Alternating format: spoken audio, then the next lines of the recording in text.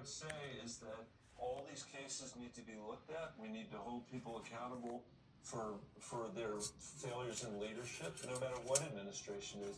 This is an intentional failure of treating confidential information like. What did you make of what the VA secretary said there? I mean, he's a veteran himself, which is why I was genuinely curious what he would think a fighter pilot would see in this situation of that information being relayed. Well, I mean, he tried to turn it into a question on CNN and not answer. And he's turning that into the big lie as well. And this is the world we live in right now, and it matters where people draw these lines. It matters whether we are able to uphold the expectations that we have for our own intelligence officers and the requirements they have to safeguard the country's secrets. And when they see something like this, it creates huge concern. I will also tell you, the VA secretary, there are deep concerns in Colorado about the way the administration is approaching these cuts on federal employees. Most of the people in my state, I think, would say that all government should be reformed. They actually want to see government reform.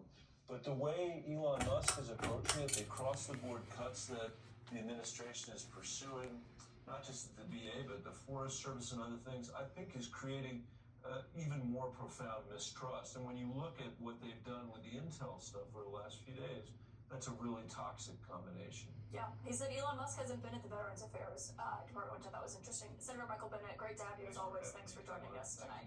Very busy day, I know, on Capitol Hill. Up next, with a stroke of his Sharpie pen today, we saw the president open a new front in his global trade war. He said it's a move that could drive up, or it's being described as a move that could drive up the price of cars. We'll tell you what the president said about it right after this. Hey, Dad.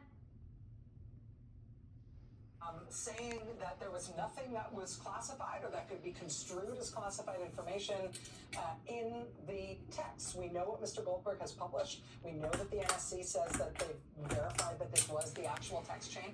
Does it seem to you that this is classified information? It absolutely is. Any type of targeting information, sequencing of the attack, that's automatically classified. And that's why I called him a liar, because he's been saying there was no classified information, and then this text chain gets published, and we see clearly that it is classified information and that it directly put those pilots in danger.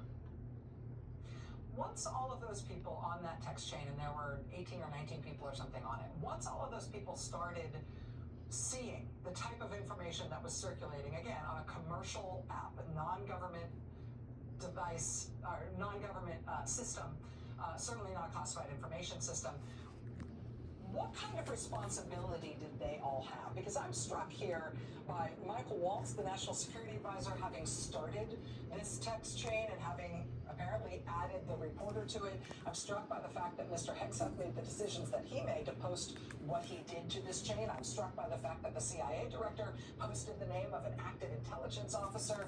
But I'm also thinking about Stephen Miller in the White House, and Susie Wiles, the White House Chief of Staff, and Marco Rubio, the Secretary of State, and Tulsi Gabbard, the DNI, and all of these other, the Secretary of the Treasury was on this for some reason. All of these people, once they realized the type of information that was on this chain, if they were responsible with that type of information, what should they have done? And who do you think is most culpable in terms of their behavior there? Well, that's why I say they should all lose their jobs, because they needed to have spoken up. As soon as he put that information on there and posted the information about the sequencing, what the strike was going to be, what platforms were going to be used, Tomahawks, drones, F-18s, for example, someone on that chain should have said, hey, this is not the correct platform. Let's switch over to the ZipperNet. And not a single one of them spoke up.